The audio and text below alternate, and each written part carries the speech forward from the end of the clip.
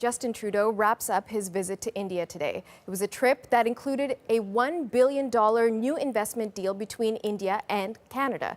And for more on the Prime Minister's roller coaster of a trip to India, we're joined now by Aarti Tiku Singh. She is the Senior Assistant Editor at the Times of India in New Delhi. Aarti, from this vantage point, it seemed like a roller coaster visit for us, for the Prime Minister. But if you had to describe it in a single word or phrase, how would you describe Trudeau's visit to India? Well, I would say that Prime Minister Trudeau's visit to India has been a colossal failure of diplomacy and leadership skills on his part. I think it's unprecedented in the history of international relations between two friendly countries that a Prime Minister has earned so much flack and ridicule by general public and by and cold shoulder by the government of India. I think it hasn't happened ever in the history of India. So I would say it's been a massive failure.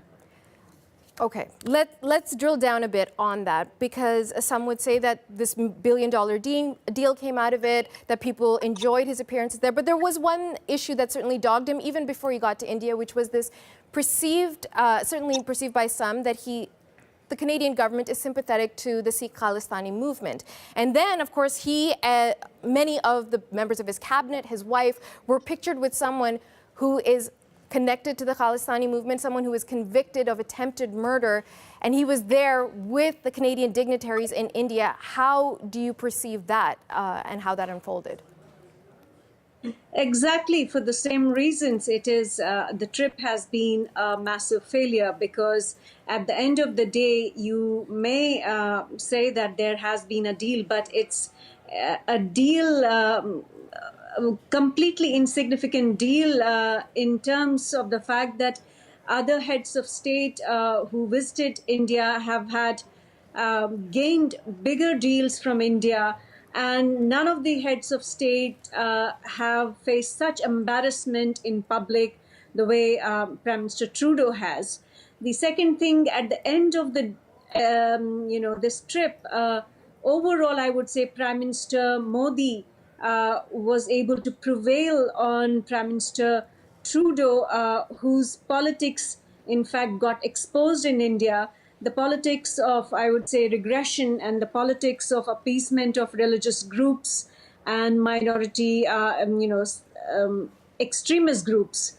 I think Prime Minister Trudeau's advisors did not clearly advise him well about what really is India touchy about as far as Indo-Canadian relations are concerned.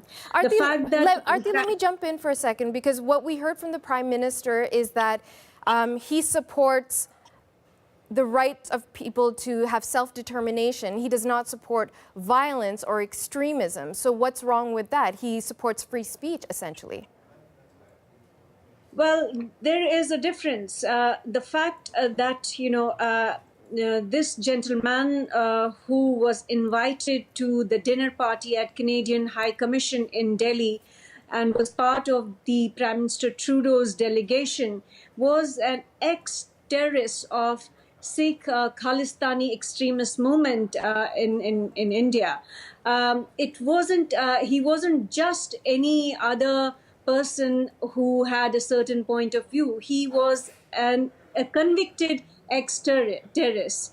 The second thing about Prime Minister Trudeau's politics is that he seems to be close to the Khalistani elements in Canada. And Khalistan is a major issue in India, because in the 80s, Khalistan movement was not just a demand for self-determination. It was religious terror in Punjab, one of the important states in India, where hundreds of innocent men and women were killed by the Sikh extremist terrorists. So it's not just about freedom of expression or freedom of expression of ideas. It goes beyond that, because India has suffered on account of terror, not only in Jammu and Kashmir, which is again a northern state, but also in Punjab in the 80s. In fact, the outcome of the terror in Punjab was that Prime Minister Indira Gandhi was killed by one of her guards following the crisis in Punjab. So I would say this is not simply about freedom of ideas. Okay, but let's look at the trip from a wider perspective. Certainly, this issue has tainted for some how the experience went for the past week for the Prime Minister. But overall, were the Indian public, was the Indian media interested? What would the overall perspective be? We certainly have a sense of what you think, but would you say others enjoyed his time there, thought it was positive?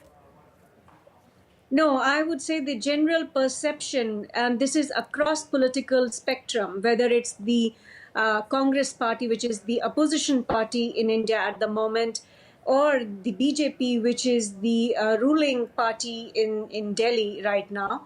The general perception among public also was that Prime Minister Trudeau was not sensitive enough to India's concerns, which was basically that he should have, to begin with, listened and actually gone forward to meet Captain Amrinder Singh, who is Chief Minister of Punjab, and he made it very apparent. Prime Minister Trudeau made it very apparent that he did not want to meet Captain Amrinder Singh because he is vocal against Sikh extremist groups and also has serious concerns about Khalistani elements in Canada But who are close to Prime Minister he did Trudeau. in the end meet with him. He did in the end meet with him. He did in the end have a positive meeting with Modi. So things presumably are moving forward on that front between Ottawa and Delhi.